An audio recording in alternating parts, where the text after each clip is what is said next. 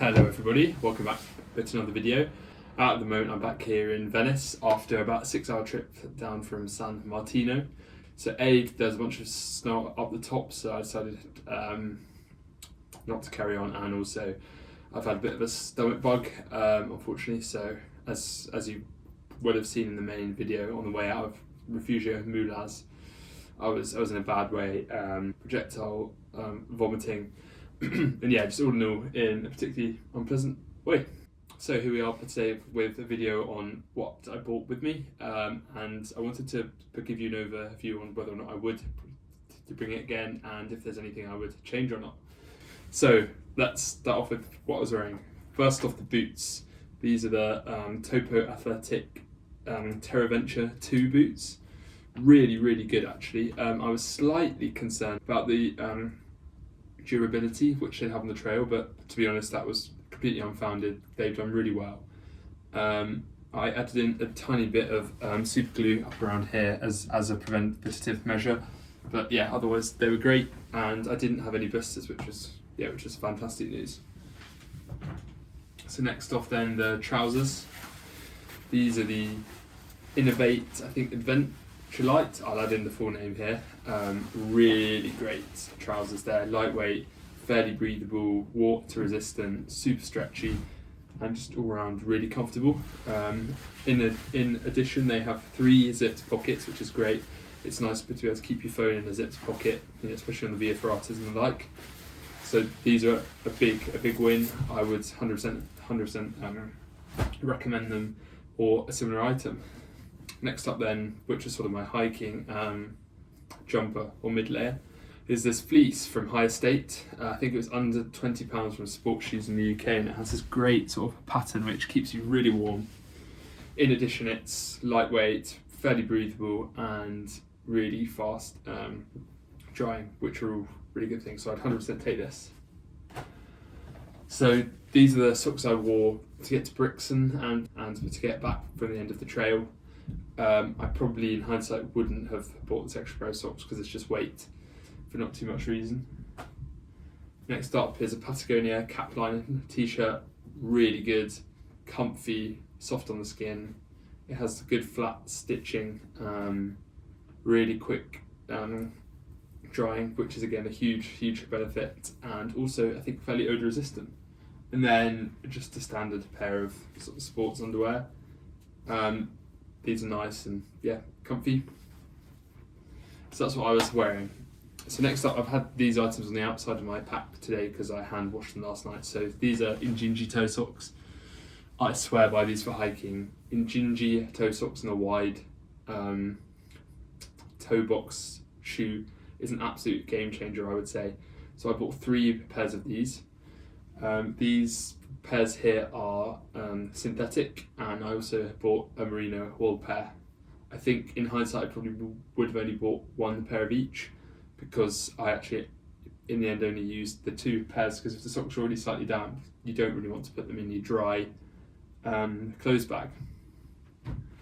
Here we have a pair of outdoor research, I think they're merino wool boxer shorts. Again, really comfy, but I bought 3 pairs of boxers, as you'll see, and I probably again would have only bought 2 pairs. However, I think these would have been perfect for at night, and I'll outline with you that, and I'll outline what I would bring towards the end of the video.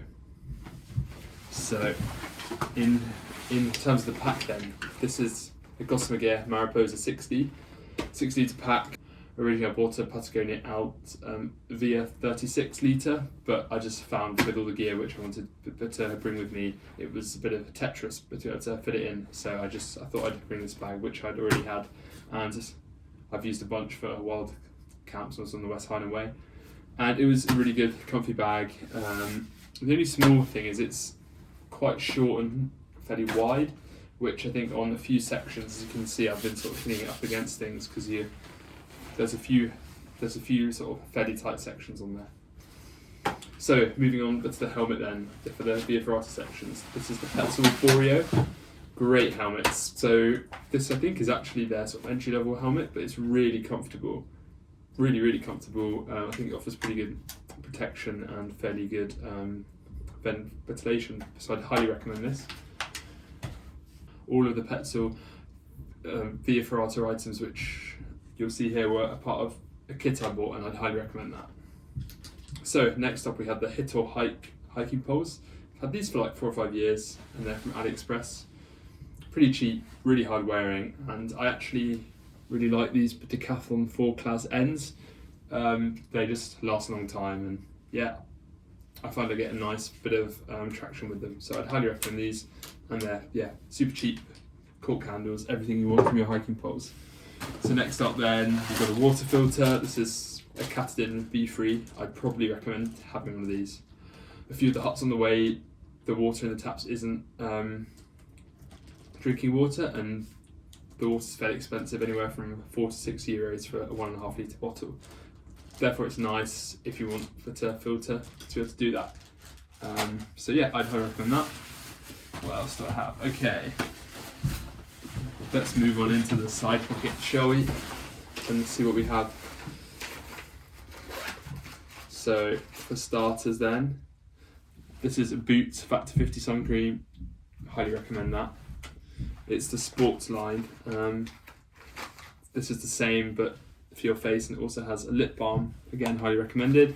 I bought a lighter only because it's just really useful if you have any sort of loose ends, or if you want to, yeah, it's just really useful for a bunch of different things. And then I just have a couple of meds here, paracetamol, ibuprofen for any aches and pains, and this really small Swiss Army knife, which is great. It has the tweezers, which are probably used. Although I never used it, I still would carry it because it's super lightweight, and it will probably end up being really helpful at some stage. So then in the other pocket, what do we have? We have Jungle formula. I absolutely wouldn't bring this again. It's heavy, and I didn't have any issues with any insects up there, so that would be a no-go. Hand gel, I'd probably bring a smaller one, but it is nice having hand gel. And then what else do we have? Body Glide for her. I got the For Her one because apparently it has extra moisturiser, so I thought it would be useful, although I never actually had to use it on this hike, although on the West Highland Way it was really useful. And that's it for in there. This water bottle pouch I never actually used for a water bottle, but I use it to hold my sunglasses, which is pretty handy. So next up, let's have a look up the top.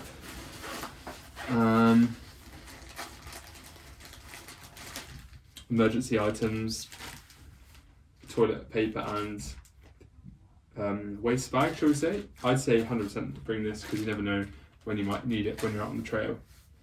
These are the Shocks headphones. Absolutely fantastic, and I swear by them for cycling and running, and they're really good for hiking because you can have your music on, but you know, there's some really exposed scree fields, and yeah, you want to hear if there's a rock fall or anything similar happening. So I'd 100% recommend bringing these. I bought with me my AirPods, but I never use them, so I would definitely leave them at home next time. Here are some cable ties. I didn't actually need them, but happy I bought them just in case.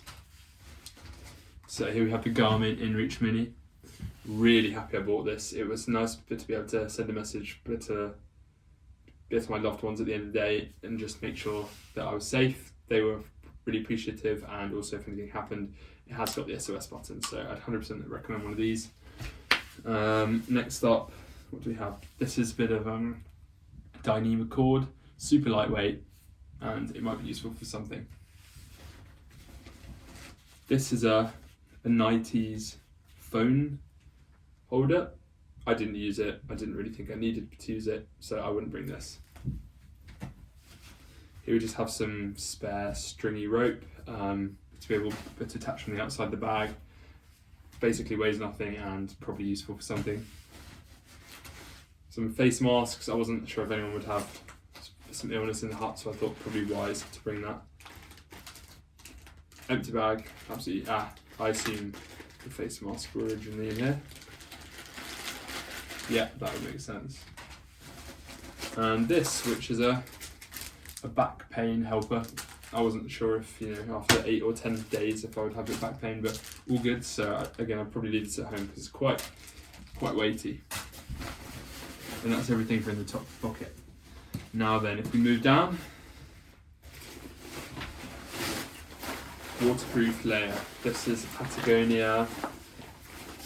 To be honest, I'm not sure of the name. I've had it for about 8 years now, and it's nearing the end of its life. It's pretty worn out, and it really isn't as waterproof as it used to be, unfortunately. But it's a great coat, and I've really enjoyed having it. So yeah, waterproof is of course an essential item for this hike. So now we move down. These are Decathlon sliders, lightweight, fairly comfy. Yeah, just did bring any old lightweight sliders, it's not a problem. Hat, this is an outdoor research hat. I'm a big fan of this one because it's got the mesh, which just helps to keep your head cool, and it's got a nice size visor. But yeah, any old lightweight hat will be good, but just make sure it's not a cotton one. So next up we have the electronics bag. This is probably one I'd be able to save a fair old chunk of weight in. So here we have an Anker 20,000 mAh one. I would probably bring either a 5 or a 10,000 mAh power bank, but you have to save a lot of weight. A long cord, 100% worth having a longer cord, because you never know exactly where the plugs are going to be in the Refugios at night. This is an Anker fast charging plug. Really good, lightweight, fantastic. Here we have the Garmin charger. Also on me at all times was the Garmin Fenix 6 Pro, which helped me better navigate and was all around a fantastic watch. I find having the maps on my wrist to be invaluable, and it also has information on climbs, descents, routes, and I just think it's really useful having it on your wrist instead of having to pull out your phone, especially in bad weather. So yeah, here's the Garmin charger. I've got the Shocks headphones cable. This is a memory stick. I probably wouldn't bring this, I wanted to back up a few of the amazing photos which I had from the trip. Head torch, it's Petzl Actic Core, I think. Really nice head torch, and in a case which you can also use as a lantern, which is super nice. So yeah, again, good. It's not the most lightweight, but it's good value and it gets the job done. And and the cable associated with that. So pretty much the only thing I'd do differently is I would have a smaller power bank.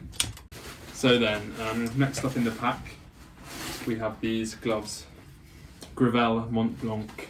I think they're a climbing and a Via Ferrata glove. 100% take these.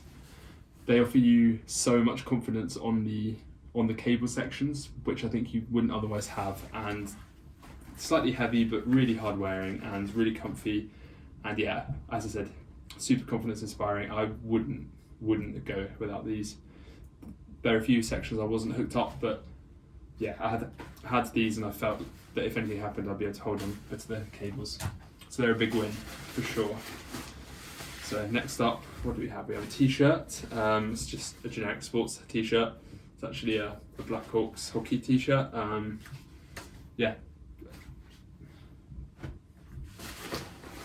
And here we have the climbing harness, Petzl Corax. Again, this was all a part of the Petzl Via Ferrata kit, and I opted for the slightly more expensive one, which is the Scorpio Easy Hook. I would 100% recommend the Easy Hook, because it just means all you have to do is this.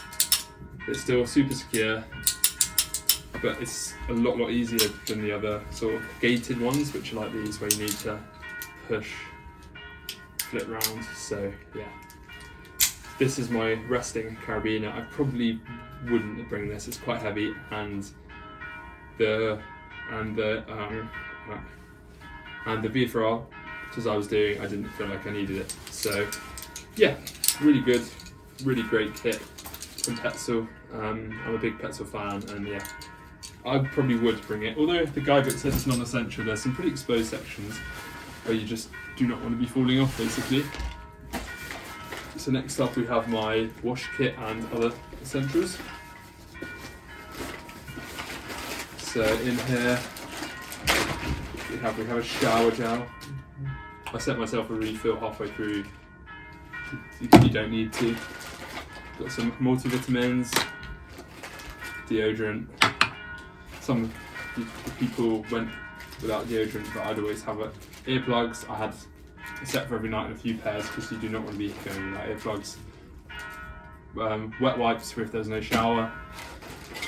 In here I have some toothpaste tabs, which are really great because you can bring exactly what you need without any extra, and a toothbrush. So in terms of a repair / first aid kit, I've got some water purification tablets, which I would bring again. I didn't actually use them, but they're probably pretty good. In here I've got a repair kit, so I've got some a couple of super glues and some patches and some needles, etc. In here I've got a bunch of compeeds. I didn't actually have any blisters and they're quite heavy. So I didn't actually have any blisters, so I probably wouldn't bring this many again, but it's nice to have. Here we have the Gear Aid tenacious tape, which is really good. And then I just have some emergency Kendall mint cake, just in case anything happens. In hindsight, I probably should have had that on the final day. And then I just have some of the Luco tape for if I had any blisters. And then finally we have the sort of first aid kit. So the usual plasters, ibuprofen, bandages, anti-burn stuff, all of the usual things. And it's not too heavy, which is good. I've got a ball to be able to roll out my feet at the end of the day. This is really good and weighs pretty much nothing. C to Summit laundry wash, again great, super helpful. And then in here I just have some random straps and the like in case anything happens. Probably wouldn't bring all of these next time, just to save a little bit of weight. So we're a lot of the way there now, which is good news. Next up we got snacks, a bunch of high fibre electrolytes, bars, trail mix. I set myself a refill bag, but to be honest you probably only need a few bars because there's a lot of refugios and you can always just purchase yourself a bar in the morning and you'll be good to go. So here we have the other hiking clothes, all in these little Osprey dry bags.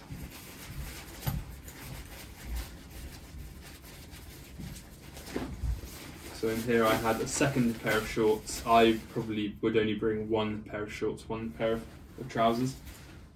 So it has a long sleeve sun hoodie. I wouldn't bring this sun hoodie personally. It's quite thick, quite heavy.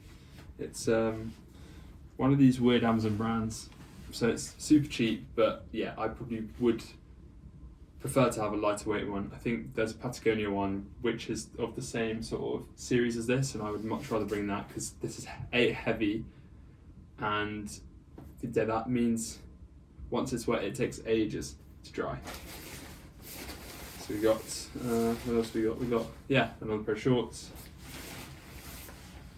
that third pair of socks, and a pair of wrap boxers. So yeah, again, I'd only bring 2 t-shirts, a short sleeve and a sun hoodie long sleeve. Lightweight, breathable. I would for sure bring one of these sort of warmish fleeces, waterproof, and then I'd bring one pair of shorts, one pair of trousers, and 2 pairs of socks if it was me. So then, moving on, we have a towel. I bought a full-size travel towel. I'd 100% recommend having a full-size one. I bought a small one on the West Highland Way, and I just found it to be really tedious. But, you know, you have this small thing you've got to use to dry yourself off with, and it just, in my mind, the extra weight of this is firmly worth it. And then, so here I bought myself a little bum bag in case I needed to have my passport and my cash on me, but in the end I didn't actually need it.